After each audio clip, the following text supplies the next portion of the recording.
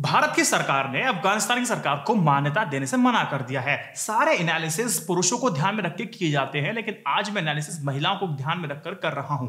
क्या आपको पता है 2020 से पहले 10 महीने में अफगानिस्तान में महिलाओं पर वायलेंस के 3477 केस दर्ज हुए थे। इनमें से 281 केस ऐसे थे जो मर्डर किडनैपिंग के थे। सिर्फ मर्डर के 167 केसों को दर्ज किया गया था। ये वो आंकड़े हैं जो दुनिया को दिखाए गए। कितने आंकड़ों को दबा दिया जाता है और कितने रिकॉर्ड नहीं होते हैं, ये मुझे और आपको पता है। कितने महिलाएं चुप हो जाती हैं या फिर कर दिया जाता है, इसका अंदाजा हम लोग नहीं लगा सकते हैं। हमें पता है कि तालिबान भले ही अपने आप को कितना भी न्यू ना कह ले, लेकिन उसकी हरकतें वैसे की वैसे रहेंगी। अपने प्रेस रिलीज में, प्रेस कॉन्फ्रेंस में तालिबान ने कहा था कि वो महिलाओं को फ्रीडम और उसका सम्मान करेगा, महिलाओं के साथ ज्यादतियां नहीं करेगा, और लेकिन उसकी कथनी करने में बहुत बड़ा अंतर है दोस्तों। महिला को खेलने की आजादी तो दूर की बात है दोस्तों, उन्हें काम करने की भी आजादी नहीं दे रहे हैं। चुनौतियों का इतना बुरा सामना कर रही हैं वहां की महिलाएं, आपके रोंगटे खड़े हो जाएंगे। जुलाई में तालिबान की कल्चर कमीशन ने एक ऑर्डर जारी किया था, जिसमें उन्होंने कहा कि हर कैप्चर किए गए एरिया में इमाम को ऑर्डर दिया था कि वो अपने एरिया के 15 साल से अधिक उम्र की लड़कियां और 45 साल से कम उम्र की विधवाओं की लिस्ट को जारी करे, ताकि उनकी शादी तालिबानियों से कराई जाए। जब तालिबान ने तखर एरिया पर कब्जा किया था तो किसी भी महिला को वहां से बाहर जाने को साफ मना कर दिया था। और ओबो जिले में तो हद हो जाती है कि जब महिला को तालिबान कोर्ट ने 4 कोड़े मारने की सजा दे दी, सिर्फ इसीलिए कि वो लड़की किसी लड़के से फोन पर बात कर रही थी। टाइम्स ऑफ इजराइल की माने तो इसकी वजह है कि लोगों की जो मानसिकता है, इंटेलिजेंसी है, महिलाओं को खुद नीचे समझना, महिलाओं पर अत्याचार को नॉर्मल समझना है। ऐसी कई सारी खबरें आई हैं जहां महिलाओं को काम छोड़ करके घर पर बैठने को कहा गया है। ऐसी एक महिला है शबनम, जो न्यूज एंकरिंग का काम करती थी, लेकिन तालिबान ने उन्हें काम करने से रोक दिया। अफगानिस्तान की महिला क्रिकेट टीम भी तैयार हो रही थी, लेकिन तालिबान ने महिला को खेलने से साफ तौर पे मना कर दिया। ऐसा नहीं है कि अफगानिस्तान महिला की हमेशा से यही हालत थी।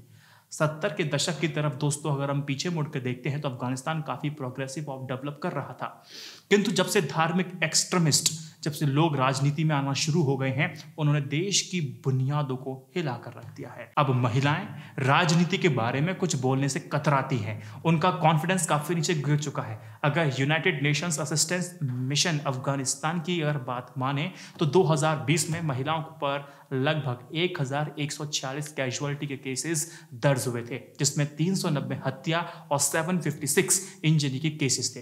अफगानिस्तान को महिलाओं के रहने के लिए सबसे खराब जगह अगर कहा जाए तो बिल्कुल सही है।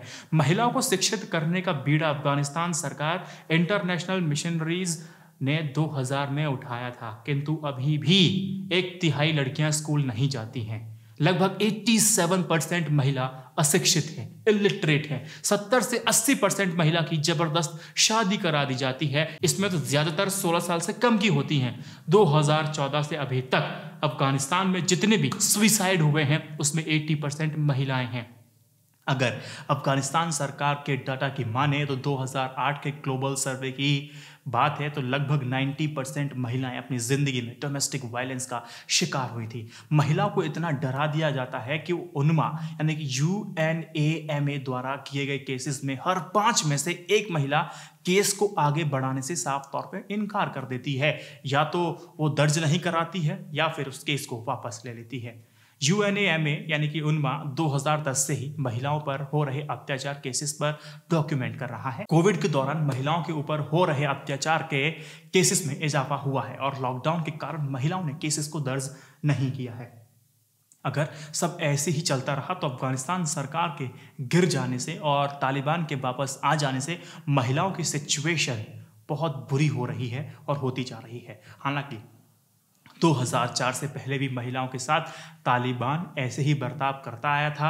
खुद को न्यू बताकर तालिबान ने भले ही एक उम्मीद जगाई हो, लेकिन जमीनी हकीकत और कुछ दिखाई देती है। महिलाओं को स्कूल नहीं जाने दिया जाएगा, बिना पति के वो बाहर निकल नहीं सकती हैं, जवान होने पर अकेले नहीं जा सकती, बच्ची हैं तो जा सकती हैं, सिर्फ पढ़ाई वो करेंगी जो उनका धार्मिक ग्रंथ कहता है। दोस्तों इस तरह की देश में उन महिलाओं पर क्या बीत रही होगी, वो इतनी बंदिशों यानी कि इतना फॉरवर्ड होने के बाद जब आपको जबरदस्ती बैकवर्ड की तरफ ढेला जा रहा हो, ठेला जा रहा हो, तो आप सोचिए कि वहां की जिंदगी जीते जीते एक नरक बन जाती है। ऐसी जिंदगी आप सपने में तो जीना कभी नहीं चाहेंगे, हकीकत अगर बन जाती है तो किसी बुरे सपने से कम नहीं होता है।